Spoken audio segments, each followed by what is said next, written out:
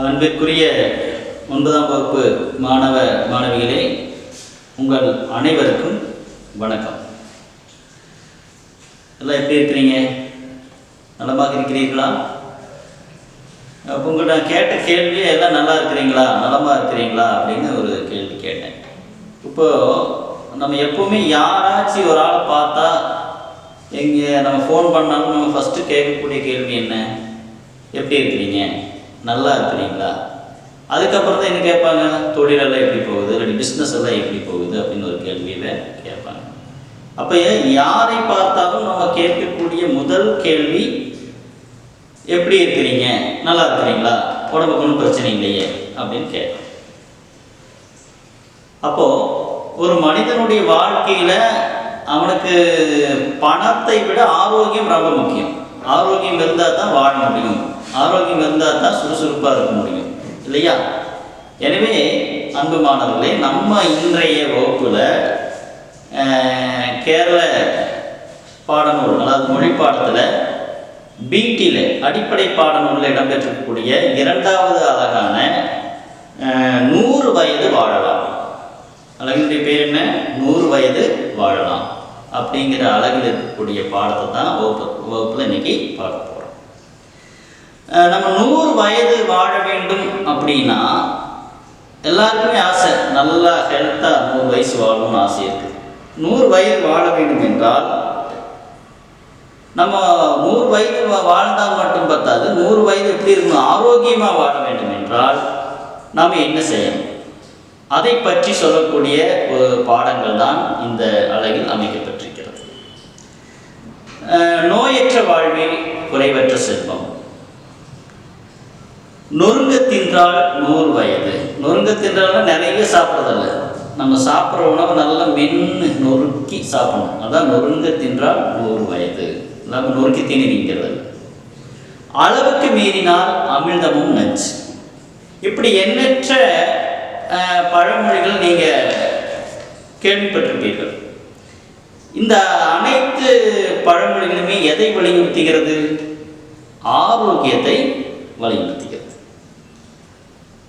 அப்போ ஆரோக்கியம்னா என்ன, ஆரோக்கியம் இல்லைன்னா என்ன ஆகும்? இதுதான் நம்முடைய கேள்வி. ஆரோக்கியம்னா என்ன? ஆரோக்கியம்தான் இன்னைக்கு ரொம்ப முக்கியம். இன்னைக்கு மிகப்பெரிய ஒரு பிரச்சனை ஓடிட்டு இருக்குது உலக அளவில் இல்லையா? நம்மளை எல்லாம் வீட்டோட முடக்கி போட்டுருச்சு, பள்ளிக்கூடத்துக்கு வரவிடாம பண்ணிருச்சு. அனைத்து பெரிய பெரிய பணக்காரர்களை கூட அந்த வைரஸ், கொரோனா வைரஸ் இது பண்ணிருச்சு, ஆஸ்பத்திரியில் போய் படுக்க வச்சிருச்சு, நிறைய உயிர்களை பலியாக்கிடுச்சு. எனவே இந்த கொரோனா வைரஸ்லேருந்து தப்பிக்கணும்னா நிறைய பேர் என்ன சொல்கிறாங்க, நோய் எதிர்ப்பு சக்தி இருக்கணும் அப்படின்னாங்க. நோய் எதிர்ப்பு சக்தி வேணும் அப்படிங்கிறாங்க. அப்போ நோய் எதிர்ப்பு சக்தி எப்படி உருவாகும்? நோய் எதிர்ப்பு சக்தி நமக்கு எப்படி கிடைக்கும்? நம்ம பாடியில் ஒரு இம்யூனிட்டி பவர் அப்படிங்குவாங்க, நம்ம உடம்புல ஒரு ரெசிஸ்டன்ஸ் பவர் நம்ம உடம்புக்கு இருக்கணும், நோயை எதிர்க்கக்கூடிய சக்தி. அதெல்லாம் எப்படி கிடைக்கும் அப்படிங்கிறதெல்லாம் இந்த பாடத்தை முழுவதும் நீங்கள் கற்று முடிக்கும் பொழுது உங்களுக்கு தெரிந்துவிடும். அப்போ ஆரோக்கியம்னா நம்ம உடல் உறுப்புகள் சரியாக இயங்க வேண்டும் இல்லையா? நம்முடைய உடல் உறுப்புகள் ஏதாவது ஒன்று கோளாறு பண்ணிடுச்சுன்னா நம்முடைய இயக்கம் கம்மியாயிடும். இதயம் இருக்குது, இதயத்துக்கு கரெக்டாக ரத்தம் போய் இதய ரத்தத்தை பம்ப் பண்ணி கரெக்டாக உச்சந்தலை முதல் உள்ளங்கால் வரை கரெக்டாக ரத்த ஓட்டம் சீராக போகிறதுக்கு ஹார்ட், இதயம் ரொம்ப முக்கியமாக செயல்படுகிறது. இதயத்தில் ஏதாச்சும் ஒரு கோளாறு ஏற்பட்டுச்சுன்னா நமக்கு அது மிகப்பெரிய பிரச்சனைகள் எல்லாம் கூட. நம்ம சுவாசிக்கக்கூடிய காற்று நுரையீரல் வழியாக நுரையீரல் தான் என்ன பண்ணுது, நமது காற்றை சுவாசிக்குது. நுரையீரல் தான் அது பம்ப் பண்ணுது இல்லையா, ஆக்சிஜனை ரிசீவ் பண்ணுது, அதாவது வாங்குது, கார்பன் டை ஆக்சைடை வெளியிடுது. நுரையீரலில் கோளாறு வந்துச்சு என்ன ஆகுது, மூச்சு திணறல் போன்ற பிரச்சனைகள் ஏற்படுகிறது. அப்போ நம்ம இருக்கக்கூடிய உடல் உறுப்புகளை எல்லாம் நன்கு இயக்க வைப்பதற்கு, நன்கு இயங்கினால் மட்டும்தான் நாம் ஆரோக்கியமாக இருக்கிறோம் என்று அர்த்தம். இதில் உறுப்புகள் ஏதாச்சும் பிரச்சனை பண்ணுச்சுன்னா நம்ம ஆரோக்கியம் கேடு ஏற்படுகிறது. இப்போ சாதாரண ஒரு காய்ச்சல் வந்தாலோ, சளி வந்தாலோ, தலைவலி வந்தாலோ நமக்கு என்ன ஆகுது, சோர்ந்து போகிறோம் இல்லையா. நம்ம டெய்லி காலையில் இருக்கக்கூடிய அந்த புத்துணர்வு நம்மகிட்ட இருக்கிறது கிடையாது. காய்ச்சல் ஆச்சுன்னு என்ன பண்ணுவோம், எந்திரிச்சு பொங்கல் ப்ரஷ் பண்ணுவோமா, குளிப்போமா, குளிக்க முடியாது, எந்திரிக்கவே முடியாது. நல்ல 104 105 டிகிரி காய்ச்சல்லாம் வந்தாச்சுன்னு என்ன ஆகுது, பெட்டை விட்டு எந்திரிக்க மாட்டோம், பயங்கரமாக போதை போத்தி படுத்துக்குவோம், சாப்பிட முடியாது, சாப்பிட்ற ஒன்றும் பிடிக்காது, சாப்பிட்டா வாந்தி எடுத்துருவோம் இல்லையா. இல்லை நீங்கள் அனுபவப்பட்டிருப்பீங்க. அப்போ ஒரு பிரிஸ்காக நல்ல ஆரோக்கியமாக இருக்கணும்னா நம்ம என்ன பண்ணணும் அப்படிங்கிறதை பற்றி சொல்லக்கூடிய ஒரு பாடங்கள் தான் இந்த அலையில் அமைக்கப்பட்டிருக்கிறது. இப்போது ஆரோக்கியம், உடல் ஆரோக்கியம் அப்படிங்கிறதுக்கு நம்ம என்ன பண்ணணும், உடல் ஆரோக்கியம் எதை சார்ந்திருக்கிறது, தனிநபர் சுகாதாரம். அதாவது தனிநபர் நம்மளே சுகாதாரமாக வச்சுக்கணும், சுத்தமான ஆடைகளை உடுத்தணும், நகங்களை வெட்டணும் இல்லையா, அதெல்லாம் தனிநபர் சுகாதாரம். அப்புறம் சுற்றுப்புற சுகாதாரம், நம்ம வாழக்கூடிய வீடு, நமது ஊர், நமது பள்ளிக்கூடம், அந்த சுற்றுப்புறத்தை நம்ம என்ன பண்ணிக்கணும், சுத்தமாக வைக்கணும். அதுவும் ஆரோக்கியத்தினுடைய முக்கிய காரணம். அதுக்கப்புறம் சத்துள்ள உணவுகளை உட்கொள்ள வேண்டும், சுத்தமான நீரை பருக வேண்டும், சுத்தமான காற்றை நாம் சுவாசிக்க வேண்டும், காலநிலைக்கு தகுந்த மாதிரி உடம்புல மாற்றங்கள் ஏற்படும். பின்னர் போதிய உடற்பயிற்சி நமக்கு வேண்டும். உடலை ஆக்டிவேட்டியாக இருக்கணும்னா, ஆக்டிவேட் பண்ணணும்னா என்ன பண்ணணும், தாழ்ந்தோறும் உடற்பயிற்சி எடுக்கணும். இப்படி நிறைய விஷயங்கள் நமக்கு ஆரோக்கியம் தொடர்பாக இருக்குது. அப்போ நான் முதலே சொன்ன மாதிரி நம்முடைய உறுப்புகள் எல்லாமே கரெக்டாக இயங்க வேண்டும் என்றால், நல்ல எலும்பு வலுவாக இருக்கணும்னா கால்சியம் சார்ந்த உணவுகளை சாப்பிட வேண்டும். ரத்தம் நல்லா ஓடணும்னா இரும்பு சத்து, அயன் சார்ந்த உணவுகளை உட்கொள்ள வேண்டும். இப்படி டாக்டர்கள் நிறைய சொல்லியிருக்காங்க. நிறைய சத்துள்ள உணவுகள் இருக்குது இல்லையா, விட்டமின் ஏ, விட்டமின் பி நல்லா நீங்கள் கேள்விப்பட்டிருப்பீங்க. அப்போது இந்த பாடத்தில் நம்ம பார்க்க போகிறது சத்துள்ள உணவுகள் எதெல்லாம், எப்படிப்பட்ட உணவுகளை நாம் நாள்தோறும் எடுத்துக்கொள்ள வேண்டும், எப்படிப்பட்ட உணவுகளை நாம் நாள்தோறும் எடுத்துக்கொண்டால் நமது இருக்கக்கூடிய நம்ம உடல் உறுப்புகளெல்லாம் நல்லா இயங்கும், நம்ம எப்படி சுறுசுறுப்பாக இருக்க முடியும், எந்த பிரச்சனையும் இல்லாமல் ஆரோக்கியமாக இருக்க முடியும் அப்படிங்கிறதை பற்றி சொல்லக்கூடிய ஒரு பாடல் தான் நம்ம இன்னைக்கு இந்த வகுப்பில் பார்க்க போகிறோம். பேஜ் நம்பர் 38ல் உடல் வளம் காப்போம் அப்படிங்கிற, நலம் நாடிங்கிற தலைப்பில், உடல் வளம் காப்போங்கிற ஒரு தலைப்பில் ஒரு பாடல். நம்ம எப்படிப்பட்ட உணவுகளை, எப்படிப்பட்ட காய்களை, எப்படிப்பட்ட கனிகளை நம்ம சாப்பிடணும், அப்போ அதை எப்படி நமக்கு ஆரோக்கியத்திற்கும் நம்ம சாப்பிடக்கூடிய உணவுக்கு என்ன தொடர்பு இருக்கிறது அப்படிங்கிறதை பற்றி சொல்லக்கூடிய ஒரு பாடலை தான் நம்ம இன்னைக்கு பார்க்க போகிறோம். ஓகேவா? அப்போது நம்ம பேஜ் நம்பர் 38 இருக்கக்கூடிய உடல் வளம் காப்போம் அப்படிங்கிற பாடலை பார்க்க போகிறோம். ஓகேவா? எல்லாம் சரி, தயாராக இருக்கிறீங்களா? இந்த கவிதையை பாடலை யார் எழுதியிருக்கிறான்னா கவிஞர் பொன்னடியான். கவிஞர் பொன்னடியான் அப்படிங்கிறவர் ஒரு சிறந்த கவிஞர், புரட்சி கவிஞர் பாரதிதாசனுடைய மாணவர். உங்களுக்கெல்லாம் தெரியும் புரட்சி கவிஞர் பாரதிதாசன், அவருடைய மாணவர், அவருடைய உதவியாளர்.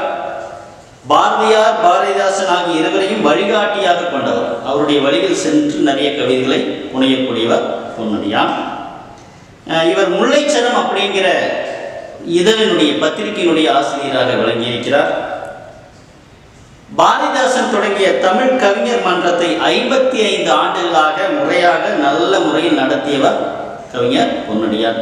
நிறைய திரைப்படங்களுக்கு இவர் பாடல் எழுதியிருக்கிறார். ஓகேவா? அப்புறம் பார்த்தீங்கன்னா இந்த பொன்னடியான் எழுதிய நூற்கள் எதெல்லாம் பார்த்தோம்னா பனிமலர், நோட் பண்ணி வச்சுங்க, பனிமலர். உங்கள் புஸ்தகத்துலையும் இருக்குது, பின்னாடி பார்த்தா உங்களுக்கு தெரியும். பொன்னடியான் கவிதைகள், ஒரு கைதியின் பாடல், ஓர் இதயத்தின் ஏக்கம், பறக்க தெரியாத பட்டாம்பூச்சிகள், நினைவலைகளில் பாரதிதாசன், அதாவது பாவேந்தர், நினைவலைகளில் பாவேந்தர், இப்படிப்பட்ட படைப்புகள் எல்லாம் இவர் படைத்திருக்கிறார். இனி இவர் பெற்ற விருதுகள் 1969 யுனெஸ்கோ விருது வாங்கியிருக்கிறாரு. 1989 புதுமை கவிஞர் விருது பெற்றிருக்கிறார். 1990 பாரதிதாசன் விருது வழங்கப்பட்டிருக்கிறது இவருக்கு. 2003 கலைமாமணி விருதும் 2015 பாரதியார் விருது. இத்தனை பெருமைகளையும் உடைய பொன்னடியார் எழுதிய ஒரு கவிதையை தான் நம்ம இன்றைய வகுப்பில் பார்க்க போகிறோம். ஓகேவா? நான் முன்னமே சொன்ன மாதிரி இந்த பாடல் முழுவதும் நமக்கு ஆரோக்கியத்திற்கு நிறைய விஷயங்கள் வேண்டும் இல்லையா? நான் சொன்ன தனிநபர் சுகாதாரம், நம்ம சாப்பிடக்கூடிய உணவு, தண்ணீர், இதெல்லாமே நமது ஆரோக்கியத்துக்கு தொடர்புடையது. இனி நம்ம வாழ்க்கையில் நம்ம நல்லா ஆரோக்கியமாக இருக்கணும், நல்ல கண்ணு பார்வை வேண்டும் என்றால், காது நல்லா கேட்கணும் அப்படின்னா, நரம்புகள் நல்லா இயங்கணும்னா, ரத்தம் சீராக ஓட வேண்டும் என்றால், எலும்பு தசைகள் எல்லாம் வலுவாக இருக்க வேண்டும் என்றால், இதெல்லாம் நமக்கு எப்படி ஏற்படுகிறது? இதெல்லாம் நம்ம நாள்தோறும் உண்ணக்கூடிய உணவுகள் தான் இதை தீர்மானிக்கின்றன. ஓகேவா? அப்போ நம்ம எப்படிப்பட்ட உணவுகளை உட்கொள்ள வேண்டும் என்பதை வலியுறுத்தக்கூடிய ஒரு பாடல் இந்த பாடல். நான் ஃபர்ஸ்ட் பாடலை படிக்கிறேன், கேளுங்க. ஆறு சுவையும் அறிந்து பகுத்தே அதன்படி உண்ணும் உணவை வகுத்தே 100 வகை இலை பூ காய் கனியின் நுணுக்கம் அறிந்து நூலாய் தொகுத்தே பார்க்கு அழித்து வாழ்ந்த முன்னோரின் பண்பு வழியில் சென்று உடலை சீருடன் காக்கும் செம்மை வழிகள் சிந்தையில் கொண்டால் சிக்கலே இல்லை. அப்போ நம்ம ஆரோக்கியத்துக்கு சிக்கல் இல்லாமல் இருக்கணும்னா, நம்ம எப்பவும் நல்ல ஆரோக்கியமாக இருக்கணும்னா, நலமாக இருக்க வேண்டும் என்றால், ஆறு சுவையும் அறிந்து பகுத்தே. நீங்கள் 8ஆம் வகுப்புலேயே படிச்சிருப்பீங்க அறுசுவைகளை பற்றி இல்லையா? இனிப்பு, புளிப்பு, கார்ப்பு, இந்த 6 சுவையும் நம்ம நாள்தோறும் உட்கொள்கிறோம். எதை நம்ம உடம்புக்கு தகுந்த மாதிரி 6 சுவையிலும், எல்லா சுவைகளிலும் நன்மைகளும் இருக்குது, தீமைகள் இருக்குதுன்னு கூட நீங்கள் 8ஆம் வகுப்பில் படிச்சிருப்பீங்க. அப்போது 6 சுவையும் அறிந்து பகுத்தே அதன்படி உண்ணும் உணவை வகுத்தே. எப்படி எப்படி உணவுகளை உட்கொள்ள வேண்டும், இனிப்பு சுவை எப்படி எடுக்கணும், புளிப்பு சுவை எப்படி எடுத்துக்கணும், எது கூட கூடாது, எதுவும் குறையும் கூடாது, அதுக்கு தக்கன நம்ம என்ன பண்ணணும்? சுவைகள் அறிந்து உட்கொள்ள வேண்டும். 100 வகை இலை பூ காய் கனி அதனுடைய நுணுக்கங்களை எல்லாம் அறிந்து நூலாய் தொகுத்து பாருக்கு அளித்து. பாருக்குன்னா உலகத்திற்கு நமது முன்னோர்கள், நமது ஆதிகால மனிதர்கள் நிறைய நூல்களில் எப்படிப்பட்ட உணவுகள், ஒவ்வொரு உணவுகளும் என்னென்ன குணங்கள் இருக்கிறது, என்னென்ன நன்மைகள் இருக்கிறது என்பதை பற்றியெல்லாம் விளக்கமாக அகநானூறு, புறநானூறு, திரிகடகம் அப்படிங்கப்பட்ட எண்ணற்ற நூல்களை நிறைய மருத்துவ குணங்களில் உள்ள உணவுகளை பற்றியெல்லாம் சொல்லியிருக்கிறார்கள். அந்த நூலில் சொன்ன மாதிரி நம்மளும் பார்க்க அவர்கள் உலகத்திற்கு வழங்கியிருக்கிறார்கள். அவர்களுடைய வழியில் சென்று அவர்கள் எப்படி சொல்லியிருக்கிறார்களோ அதே மாதிரி சென்று அப்படிப்பட்ட உணவுகளை நாம் எடுத்துக்கொண்டோம் என்றால் உடலை சீருடன் காக்கும் செம்மை வழிகள் சிந்தையில் கொண்டால் சிக்கலே இல்லை. அப்போ அவங்க சொன்ன மாதிரி எப்படியெல்லாம் உடம்பை பராமரிக்க வேண்டும், எப்படிப்பட்ட உணவுகளை உட்கொண்டோம் என்றால் நமது உடம்பு சீராக சிறப்பாக அமையும் என்பதற்கு நிறைய ஆலோசனைகளை அந்த புத்தகங்களில் வழங்கியிருக்கிறார்கள். அதைப்படி நாம் சென்றோம் என்றால் நமது உடம்புக்கும் உயிருக்கும் எந்தவித சிக்கலும் ஏற்படாது என்பதைத்தான் இந்த கவிதையில் கூறப்படுகிறது. ஆமை தொடர்ந்து பாருங்க. நாம் உண்ணும் உணவுக்கும் உள்ளத்திற்கும் நல்ல ஒரு தொடர்புண்டு. 3 வேளை நாம் உண்ணும் உணவுக்கும் செயல்களுக்கும் நட்புறவு மிகவும் உண்டு. வாழ்க்கையில் நாம் செய்யும் நல்லவையும் தீயவையும் நம் உணவின் உயிர்ச்சத்தின் விளைவுகள் தான். நாம் வெற்றி தோல்களை பெறுவதற்கு நிலைகளமாய் இருப்பது இந்த உணவின் ஊற்றே. நாம் உண்ணும் உணவுக்கும் உள்ளத்திற்கும் நல்ல ஒரு தொடர்பு உண்டு. நம்ம எப்படிப்பட்ட உணவுகளை உட்கொள்கிறோமோ அதை பொறுத்து தான் நம்முடைய மனசும் ஒரு பக்குவமான நிலையில் ஏற்படுகிறது. 3 வேளை நாம் உண்ணும் உணவுக்கும் செயல்களுக்கும் நட்புறவு மிகவும் உண்டு. நம்ம எப்படிப்பட்ட உணவுகளை நாள்தோறும் எடுத்துக்கொள்கிறோமோ, மிருதுவான உணவுகளை உட்கொள்ளும் பொழுது மிருதுவான குணம் ஏற்படுகிறது, அதிகமான அசைவ உணவுகளை ஏற்படும் பொழுது அதிகமான மிருகத்தனமான குணங்கள் ஏற்படுகிறது என்றெல்லாம் இந்த உணவை பற்றி சொல்லக்கூடிய நிறைய அறிஞர்கள் சொல்கிறார்கள்.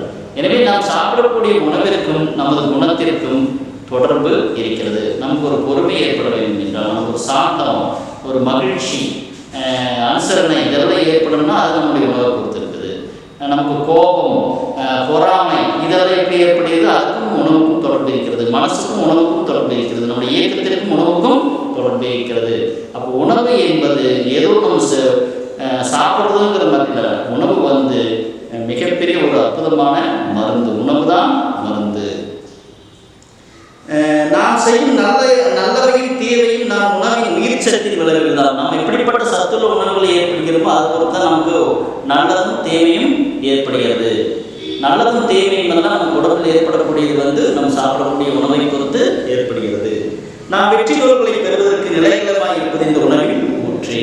பார்த்தீங்களா, வெற்றி தோல்வியை கூட உணவு தீர்மானிக்கிறது என்று சொல்கிறார்கள். அப்போ உணவு என்பது ஏதோ அன்றாடம் உயிர் வாழ்வதற்கல்ல, இந்த உலகத்தினுடைய இயக்கத்திற்கு மட்டுமல்ல, நம்முடைய குணங்களை தீர்மானிப்பதற்கு கூட இந்த உணவு மிகவும் பொருத்தமாக அமைகிறது என்று பொன்னடியார் கூறுகிறார். அடுத்தது பாருங்க, கத்திரிக்காய் முருங்கைக்காய் விட்டால் வேறு கதியில்லை என்பதை போல் அதையே உண்போம். சத்துடைய பல காய்கள் மறந்துவிட்டு சலிப்பின்றி பரங்கி பூசணிக்காய் உண்போம். புத்துணர்ச்சி உடம்பினிலே பூப்பதற்கும் புதுத்தெம்பு நம்மை காப்பதற்கும் எத்தனையோ வகையான பச்சை காய்கள் இங்குண்டு ஓரமறிந்து உண்டால் நன்மை. நம்ம டெய்லி என்ன பண்ணுவோம்? நம்ம வீட்டில் கத்திரிக்காய், உருளைக்கிழங்கு சாம்பார், கத்திரிக்காய், உருளைக்கிழங்கு, பூசணிக்காய், புடலங்காய், இப்படி ஏதோ 4 வகையான டெய்லி 4 வகையான காய்கறி மட்டும் சாப்பிட்ருக்கோம். அப்படி 4 வகையான காய்கறி மட்டும் சாப்பிட்டா நமக்கு எல்லா சத்தும் கிடைக்குமா? கிடைக்காது. அப்போது கவிஞர் என்ன சொல்கிறாருன்னா, ஒரே வகையான காய்கறி நம்ம சாப்பிடக்கூடாது. நமக்கு வித்தியாசமான காய்கறி நம்ம நாள்தோறும் எடுத்துக்கொள்ள வேண்டும். கேரட் ஆகட்டும், பீன்ஸ் ஆகட்டும், இல்லாட்டி பீட்ரூட் ஆகட்டும், காலிஃப்ளவர் ஆகட்டும், ஒவ்வொரு காய்கறி, முருங்கைக்காய், பூசணிக்காய், கத்திரிக்காய், தட்டைப்பயிறு, எல்லாத்தையும் நமக்கு இருக்கிறது ஒவ்வொரு வகையான சத்துக்கள் ஒவ்வொரு உணவுகளையும் அடங்கி இருக்கிறது. இப்போ ஒரே வகையான காய்களை மட்டும் நம்ம என்ன பண்ணக்கூடாது? சாப்பிடக்கூடாது. கத்திரிக்காய் முருங்கைக்காய் விட்டால் நமக்கு வேறு வழி இல்லை அப்படிங்கிற மாதிரி இருக்கக்கூடாது. நமக்கு நிறைய சத்துக்கள் கிடைக்க வேண்டும்னா வித்தியாசமான வகையான காய்களை நாம் நாள்தோறும் உணவில் சேர்த்துக்கொள்ள வேண்டும். இங்கிருக்கும் மக்களுக்கு அமுதமாக இருக்கின்ற பல கீரை வகைகளுள்ளே தங்கத்தின் குணம் உண்டு. குளோரோஃபில் என்னும் தசை வளர்க்கும் தாவரத்தின் சத்தும் உண்டு. அங்கங்கே நம்ம வீட்டு தோட்டத்துள்ளே அருங்கீரை பயிர் வளர்த்து பயிர் துய்த்தாலோ இங்கிருக்கும் பஞ்சமெல்லாம் வாடிப்போகும், எண்ணோயும் அண்டாவும் ஓடிப்போகும். நம்ம வீட்டில் இருக்கக்கூடிய முன்னாடி சும்மா வச்சிருக்கக்கூடிய இடத்துல, பின்னாடி இருக்கக்கூடிய இடங்கள் எல்லாம் என்ன பண்ணணும்? நிறைய கீரைகளை நம்ம என்ன பண்ணணும்? வளர்க்கணும் இல்லையா? மணத்தக்காளி கீரை, கடைக்கீரை, பொன்னாங்கண்ணி கீரை, இப்படி நிறைய கீரைகள் இருக்குது. அப்போ நம்ம இவர் என்ன சொல்கிறாருன்னா, இங்கிருக்கும் மக்களுக்கு அமுதமாக இருக்கின்ற பல கீரைகள், நிறைய கீரைகள். அந்த ஆதிகால மனிதர்களெல்லாம் பாருங்க, காட்டுக்கு வேலைக்கு போகும்போது வரும்போது ஒரு சேலையில் இந்த மடியில் கீரையோடு வருவாங்க. ஆனால் கீரை கிடையாது, சாப்பிடுவாங்க. அவங்களுக்குள்ள அந்த அளவுக்கு சத்து இருந்துச்சு. அவங்களுக்கு ஏன் அப்படி சத்து இருக்கிற காரணம் என்ன? அங்கங்கே கொடியில் இருக்கக்கூடிய வேலையில் இருக்கக்கூடிய கீரைகள் எல்லாம் அங்கங்கே அவங்களுக்கு தெரியும் எந்தெந்த கீரையை சாப்பிடலான்னு. வெந்தயக்கீரை, இப்படி நிறைய கீரைகளை சாப்பிட்னாலும் அவங்களுக்கு நாள்தோறும் சத்துக்கள் கிடைக்க பெற்றது. அப்போ நம்மளும் என்ன பண்ணணும்? அங்கங்கே நம்ம கீரைகளை வச்சு வளர்த்தணும்னா அது நம்ம டெய்லி உணவில் எடுத்துக்கொள்ளணும். ஒரு வாரத்துக்கு 2 தடவை 3 டைம் கீரை சாப்பிட்றதுங்கிறது ரொம்ப நல்லது அப்படிங்கிறாரு. கீரையில் தங்கத்தின் குணம் இருக்குது. தங்கம் மாதிரி கீரைங்கிறது தங்கம் மாதிரி நல்ல விளைய வேண்டிய காய்களை தான் சாப்பிடணும் கிடையாது. சாதாரண கிடைக்கக்கூடிய கீரைகளை சாப்பிட்டாலே கீரையில் நிறைய சத்துக்கள் இருக்குது. நம்ம நிறைய பேர் நீங்களாம் சாப்பிடும்போது என்ன பண்ணுவீங்க?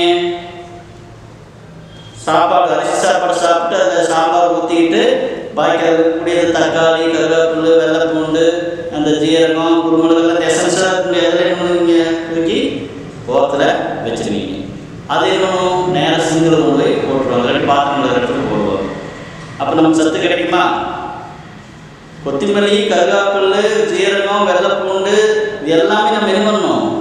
சாப்பிடும்போது அதை எடுத்துக்கணும். நம்ம தூக்கி வீசக்கூடாது. இதெல்லாம் போடுறது எல்லாம் காசு கொடுத்து வாங்கி வீசக்கூடாது. மத்தியானம் நீங்கள் வகுப்பறையில் நம்ம ஸ்கூலில் கொடுக்கக்கூடிய சாப்பாடுலாம் பாருங்கள், வெளியே போய் எத்தனை பேர் சோறு எல்லாம் வேஸ்ட் பண்ணுவீங்க இல்லையா? நிறைய காய்கறி எல்லாம் வேஸ்ட் பண்ணுறீங்க இல்லையா? அப்போ நிறைய காய்களையும் கனிகளையும் கீரைகளையும் நம்ம நாள்தோறும் எடுத்துக்கணும். கீரைங்கிறது தங்கம் மாதிரிங்கிறார். நிறைய குளோரோஃபில் என்ன அப்படிங்கிற நம்ம தசை வளர்க்கக்கூடிய சத்ததில் இருக்குது. அங்கங்கே நம்ம வீட்டு தோட்டத்துள்ளே அருங்கீரை பயிர் வளர்த்து பயிர் வைத்த காலம் இங்கிருக்கும் பஞ்சமெல்லாம் வாடி போகும், என் நோயும் அண்டாமல் இருக்கும். டெய்லி கீரை சாப்பிட்டாலே போதும், நோயே வராதுங்கிறார். இதை விட நீங்கள் சொல்ல முடியும் இல்லையா? இப்போ நாள்தோறும் நீங்கள் கீரைகளை எடுத்துக்கொள்ள வேண்டும். நிறைய பேர் எனக்கு கீரை பிடிக்காது, அவரைக்காய் பிடிக்காது, உருளைக்கிழங்கு பிடிக்கூடாது, காய்கறி என்ன பண்ணக்கூடாது, பிடிக்காதுன்னு ஒதுக்கி வைக்கக்கூடாது. முளைக்கீரை, அரைக்கீரை, முருங்கைக்கீரை நம்ம வீட்டில் மரங்கள் எல்லாம் இருக்கும். அப்படியே சாப்பிட்டா போக அப்படியே கொழுந்து கொஞ்சம் ஃபஸ்ட்டு வந்து நல்லா குழம்பு வச்சா ஒருத்தர் சாப்பிட்டா முருங்கைக்கீரையில் நிறைய இரும்பு சத்து இருக்குது இல்லையா? நிறைய அயன் கிடைக்கிறது. ஹீமோகுளோபின் லெவல், ரத்தத்தினுடைய ஹீமோகுளோபின் லெவல் கூடும். என்ன சாப்பிடணும்? முருங்கைக்கீரை சாப்பிடணும். அப்போ முளைக்கீரை, அரைக்கீரை, முருங்கைக்கீரை, மூப்பழிக்கும் மிக உயர்ந்த அகத்திக்கீரை. மூப்புனா வயசாகக்கூடிய தன்மை அழிக்கக்கூடிய பவர் இருக்கிறதுனா அகத்திக்கீரை. அகத்திக்கீரை மரத்துலேருந்து அகத்திக்கீரை பறித்து நம்ம நாள்தோறும் சாப்பிடலாம். இளமையிலிருந்து கொத்துமல்லி, மணத்தக்காளினா சுக்குட்டுக்கீரைன்னு இருக்கும்.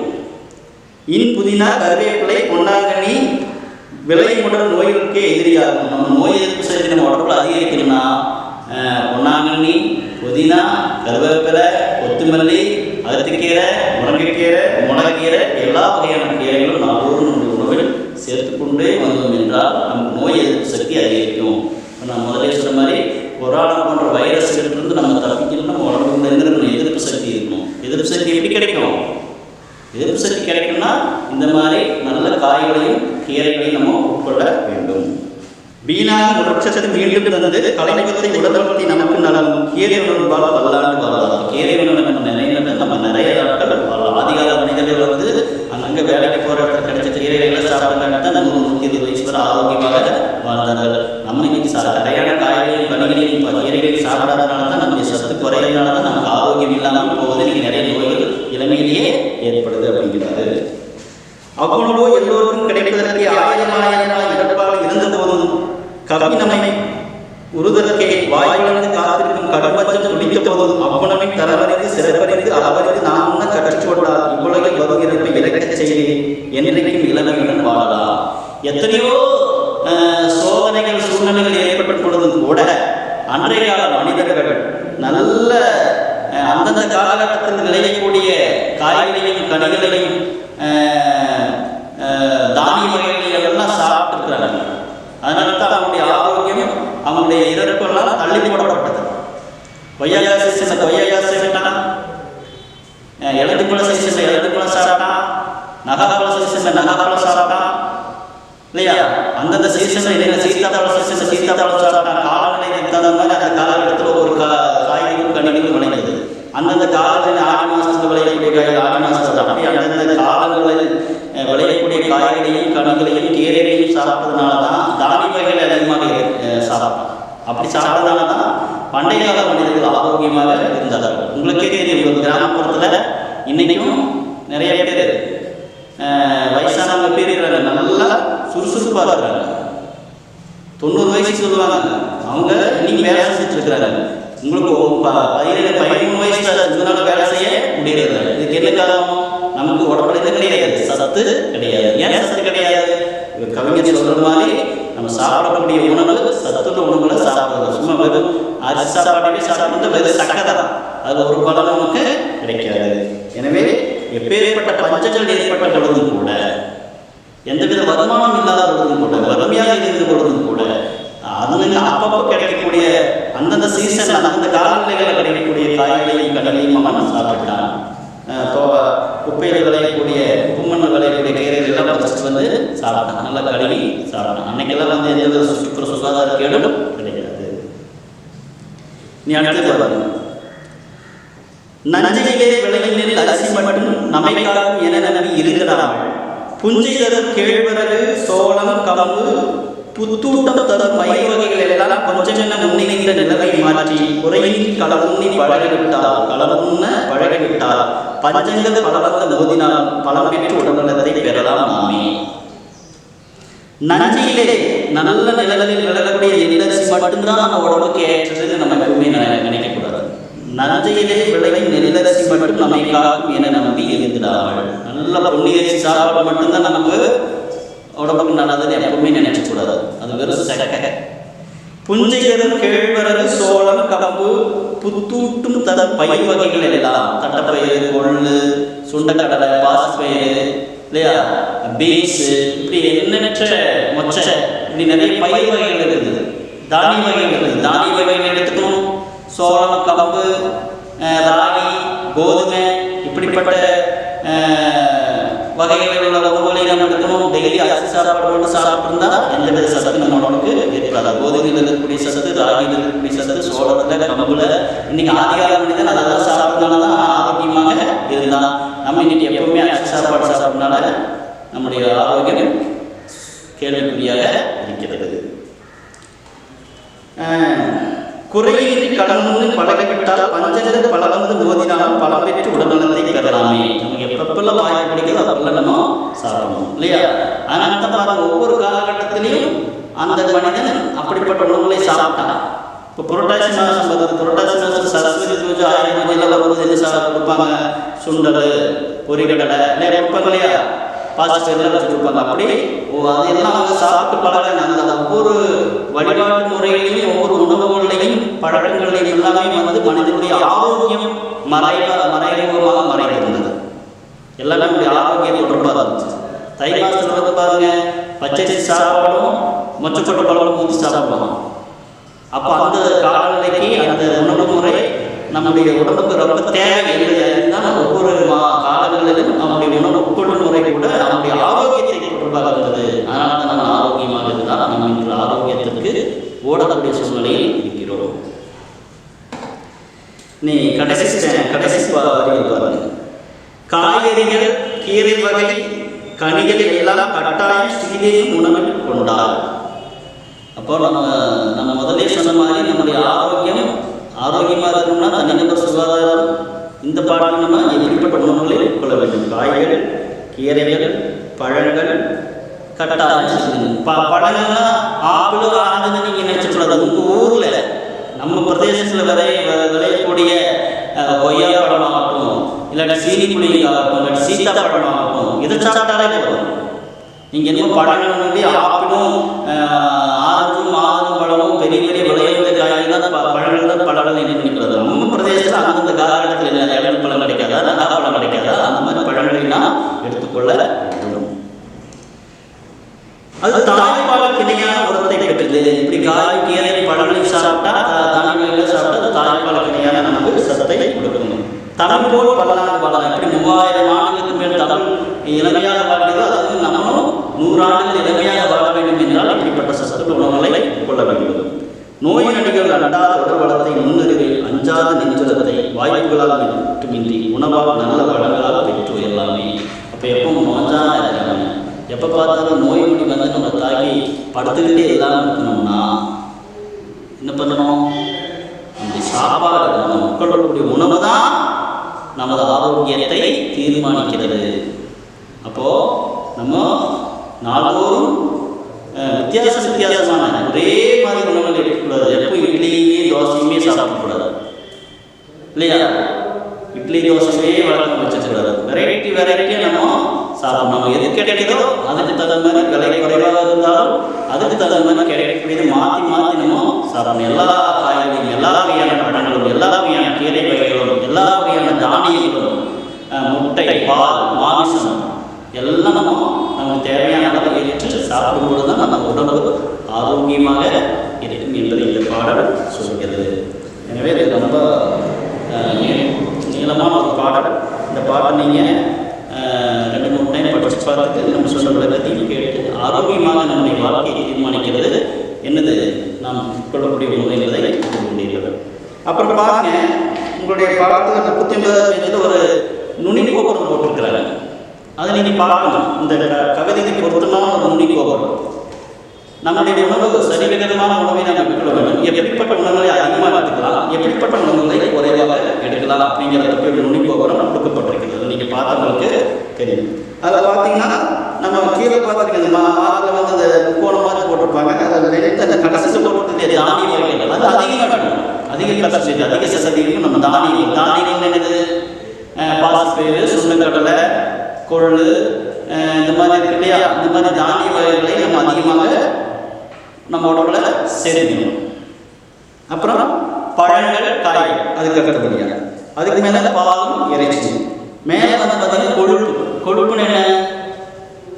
எண்ணெயில் பொரிச்ச பலகாரங்கள் அதிகமாக சாப்பிடக்கூடாது. கொழுப்பு சார்ந்த உணவுகளை, கொழுப்பு சார்ந்த உணவுகளை அதிகமாக நம்ம சாப்பிடக்கூடாது. இப்போ எதையுமே வந்து எண்ணெயில் போட்டு பொரிச்சு சாப்பிட்டோம்னா நம்ம கொழுப்பு சத்து அதிகமாகும். கொழுப்பு சத்து அதிகமாகுதுன்னா அது நம்ம இதயத்துக்கும் நிறைய பிரச்சனைகளை ஏற்படும். எனவே நம்ம கொழுப்பு சார்ந்த உணவுகளை குறைவாக எடுத்துக்கணும். இப்போ மீனே இருக்குன்னா மீனை வந்து குழம்பு வச்சு சாப்பிட்டா உடம்புக்கு நல்லது. அதை எண்ணெயில் போட்டு பொரிக்கும் பொழுது என்ன கொழுப்பு சத்தாக மாறுகிறது. எனவே தானிய வகைகள் அதிகமாக எடுக்கணும், கொழுப்பு வகைகளை குறைவாக எடுக்கணும். ஒரு முன்னிக்கோபுரம் கொடுக்கப்பட்டிருக்கிறது. அதுக்கு தகுந்த மாதிரி நம்ம உணவுகளை கொடுக்கணும் என்றால் நமக்கு எப்படி இருக்கும்? உடல் ஆரோக்கியம் நலமாக இருக்கும். உடலும் ஆக்டிவாக சுறுசுறுப்பாக நம்ம இயங்க முடியும். இனி உங்களுக்கு சில செயல்பாடுகள் கொடுக்கப்பட்டிருக்கிறது. அதை நீங்கள் செய்து உங்களுடைய வகுப்பாசிரியர்கள் கண்டிப்பாக அனுப்பும். பண்டைய உணவு வகைகளையும் தற்கால உணவு வகைகளையும் அட்டவணைப்படுத்தலாம். பண்டைய உணவு வகை எப்படி இருந்துச்சு, தற்கால உணவு வகை அட்டவணைப்படுத்தலாம். அன்றாடம் நாம் உணவுகள் அலங்கரிக்க வேண்டிய ஊட்டச்சத்து உணவு வகைகளை வரிசைப்படுத்துங்கள். குறிப்பிட்ட ஊட்டச்சத்து உணவு வகைகளை வரிசைப்படுத்துங்கள்.